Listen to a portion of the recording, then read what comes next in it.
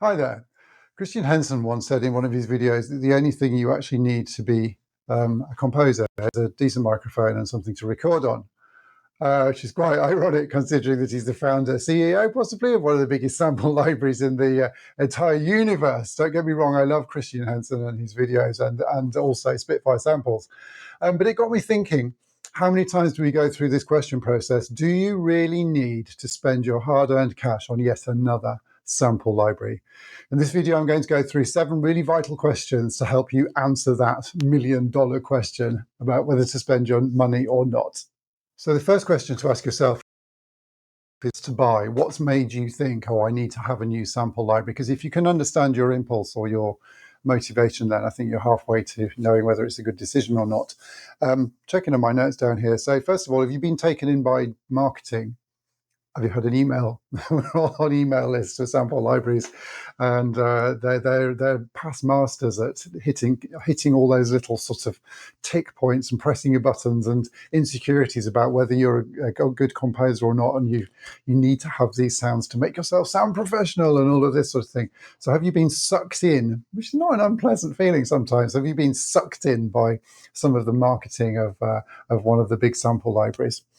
Secondly, is it probably more positively a realization of an actual need? Have you realized maybe that you have got a gap in your, I hate using the word arsenal, everyone seems to say it, a gap in your arsenal, a gap in your musical equipment? You only got one synthesizer, for instance, which would be shockingly terrible, or have you got don't know, maybe you've only got a very limited string library or not a great brass library or something. Is there an actual gap that you need to fill? Um, do you possibly feel like you need inspiration? That's another thing. Getting a new sample library can be tremendously inspiring. Having new sounds and things, new things to play with, new toys to play with is very pleasant and very inspiring. Are you thinking you need a new sample library for that? Or do you just simply have some money burning a hole in your pocket? Be honest. Have you just had a check back from the Inland Revenue? How often does that happen? Have you suddenly found at the end of the month you've got more money left in your bank account than you thought you had? Um, don't know. Have you had a Christmas present or something of some cash? There's all sorts of possibilities. Why am I rambling about how to get money? But as soon as you get some unexpected money, does your brain go, "Ooh, more sample libraries"?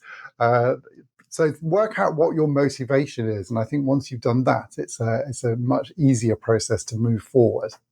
Second question is, well, do you really need to upgrade yourself rather than upgrading your sample libraries? Is there a lack in your knowledge that's preventing you um, from your music sounding like you want it to? They always say it's a bad workman blames their tools. Are you doing that, or do you have a real need? It might be that you're lacking some production knowledge.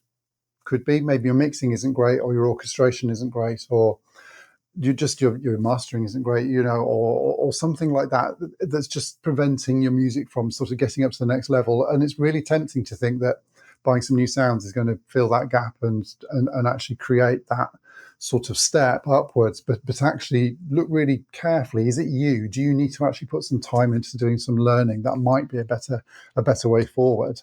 The other thing that's, I think, within that area is if you already got sample libraries that you're using, um, go back and listen to the demos of them. Does your music sound as good as the demos, or is it fairly on a par?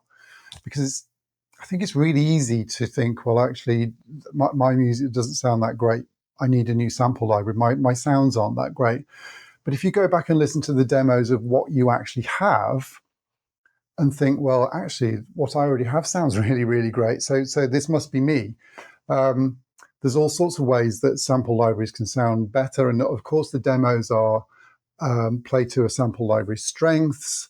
They are done by highly experienced composers, but if you're in the ballpark, or it's something to aim for, and actually you might be better improving your skills and trying to get that library to sound as good as some of the demos that you've heard, then you will be just going out and buying something completely new, because you could end up being disappointed. And actually, there's nothing worse than spending 400, 500, 600 quid or dollars on a sample library thinking this is going to really elevate your sound, only to download the thing, and there's no refund on these things, generally speaking, and then to be sort of thinking, oh, actually, okay, I still sound a bit weedy and a bit rubbish. The next thing to think about is if there is actually a genuine gap in your setup. We sort of alluded to this at the beginning, but do you actually have a hole in your setup? Do you not have a single piano, example, or you don't have a single drum kit or something like that? In which case, you could probably justify buying a new drum kit or piano sample library really easily. So is there an actual hole that needs to be filled? But also, I think if you have you dug really, really deep into the libraries that you've already got? I think if you got total most sort of mileage out of them. I talked a minute ago about making them sound as good as the demos, but have you gone really, really deep? So I'm thinking, for example, I've got the quite old now, but the Project Alpha, Project Chaos, Project Alpha, Project Bravo, the Daniel James. They're a sort of synth sound designy type engine type thing, and I use them a lot. Some of the sounds are a bit dated now, and I don't use all of them, but I use them a lot, very, very constantly. And I'm still coming up with digging into it and coming up with new sounds and new bits and pieces from that. The point being, are you really, really sort of wringing out every last bit of value out of what you've got? Would it be more creative to really wring out the sounds that you've got already, to process them further, dig out, mix them in different ways, dig new sounds out of it, than it would be to buy something new and off the shelf? Because I think if you buy something new and off the shelf, you're fairly instantly going to be just playing with the presets that everybody else is using, the sort of top level stuff.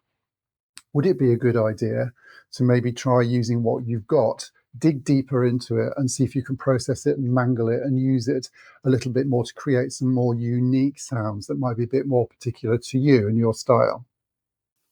Next thought, could you make it yourself? Can you make a sample library yourself? It's quite easy to record sounds into Kontakt. Going back to the old Christian Hansen idea of having a microphone, cheap microphone. I won't tell you how little money some of the microphones that I've recorded on costs that came off Amazon. You need a cheap microphone and you need Kontakt player, and you can make an instrument. Would that be a possible, original, sort of more unique, possibly more hard work solution than just splashing your cash on a new sample library? The other thing, and this is a real thought, is would you be better spending the money on real musicians? Sample libraries they're great, but they don't sound like real musicians, even the best ones. And with the best programming skills, it's really, really difficult to get anything that sounds 100% totally authentic and realistic. If you're wanting your music to stand out, having even one live musician on a track along with samples can really, really enhance it and really lift it. So that might be a consideration to bear in mind. So rather than spending out, every 2 or 3 months on a new sample library, why don't you treat yourself to a session with a really, really good musician? Next, have a think about whether you think that your sample library is going to give you a return on investment. So you're going to put quite a lot of money into this. And it's different as to whether you're, I suppose, a professional composer or whether you're a hobby composer, shall we say, or an amateur composer. I think for an amateur composer, there's no reason why you spend whatever money you want to spend on sample library. If it gives you pleasure, that's really, really important. If you enjoy spending the money and it's a pleasurable experience. I think as a professional, you've got a very different set of criteria.